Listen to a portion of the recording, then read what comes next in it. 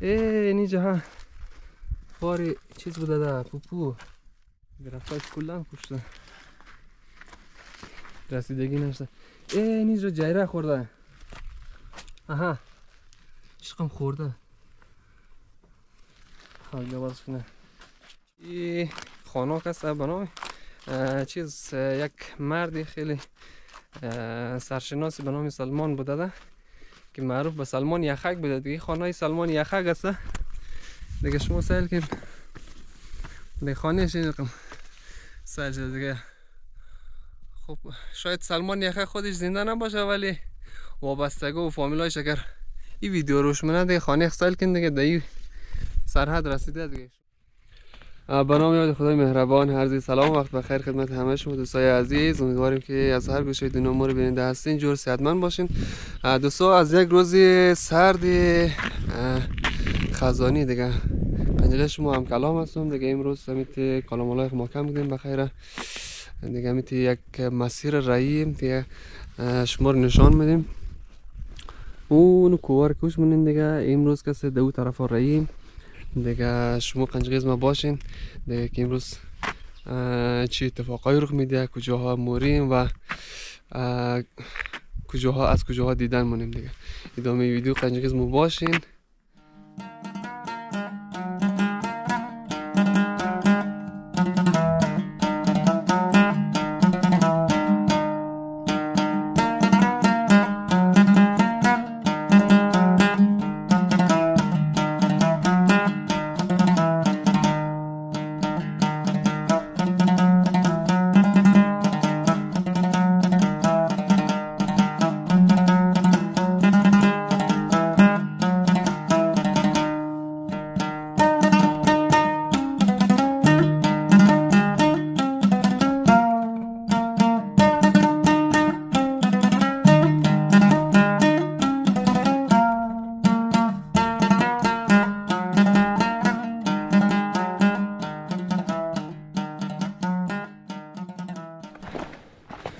خوب دوستا از آقیل خوال دیگه مسیر ما جدا شد دیگه. اینالی دیگه استارت رسیدیم دیگه.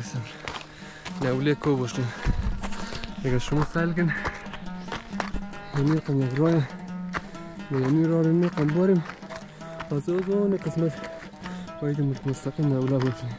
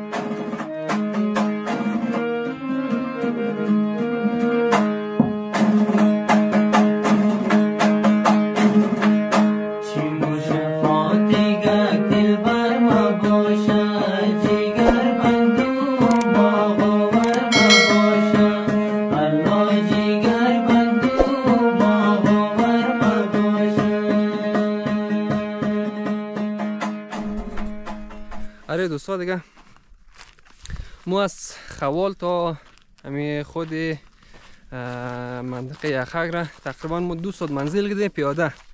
خیلی سربلا بود، خیلی نفسگیر بود دیگه. بالاخره همین میده میده دمراز کده دیگه بیله رسیدی در منطقه یخک دیگه. شما بیننده باشین که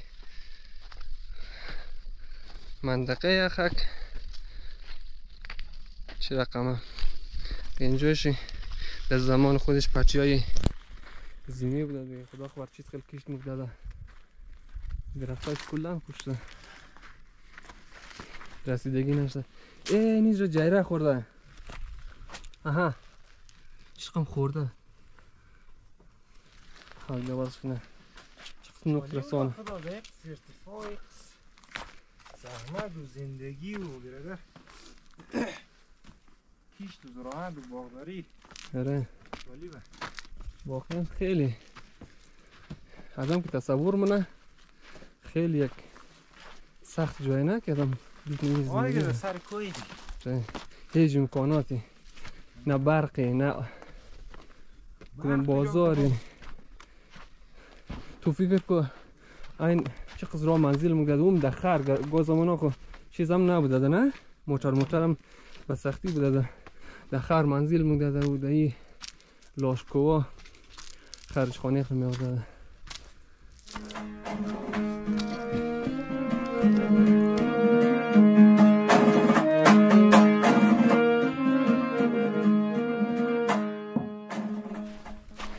خب دوستا دیگه رسیدیم در بلنه یخک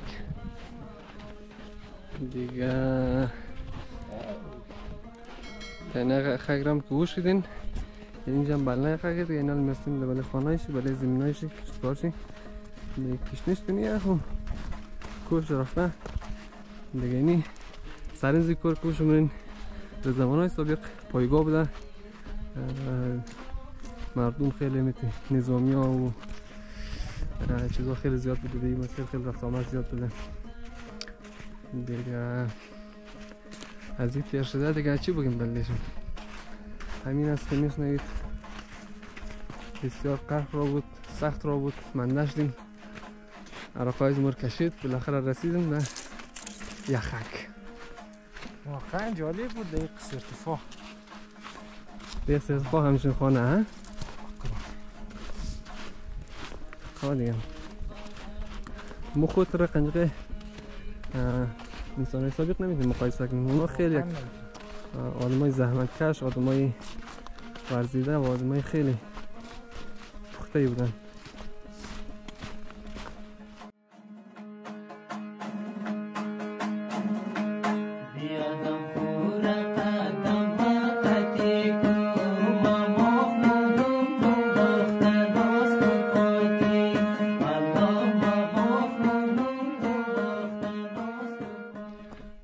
خب دوستا بالاخره بعد از 2.5 ساعت منزل کدو رسیدیم به یک جایی که شما دیگه این سال کن دیگه بلدی همچین جایی، یعنی یک درخت خوش، یک خانه کرمکده دیگه. بلدی سایل انزیم دیگه. این منطقه به نام منطقه یخک یاد میشه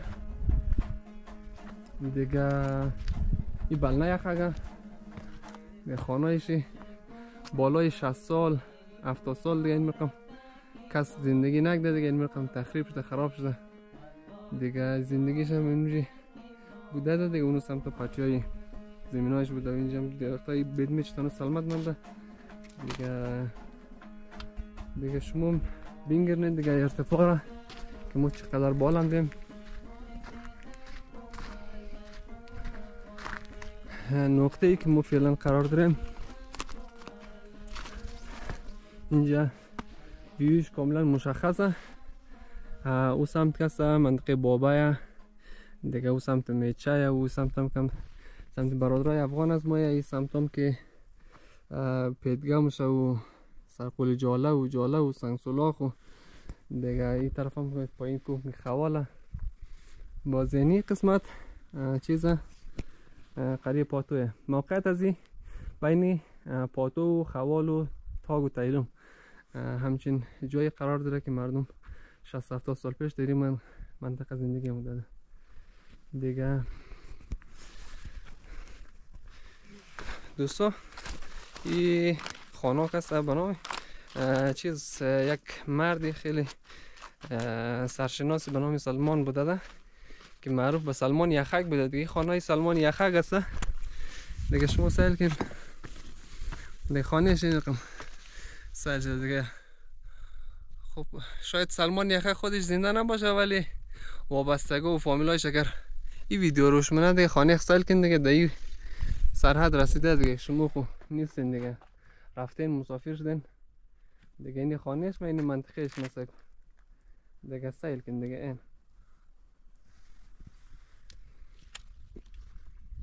والله خرج کشده اگه میشه خاطره همونه نه سایل کن. نان خمری وطنی، چای، شکر، برادر شر، دود و کشته دیگه. ای کور سایل کن دیگه. کو گشتی از من امروز یکی میش خاطر همونه شور.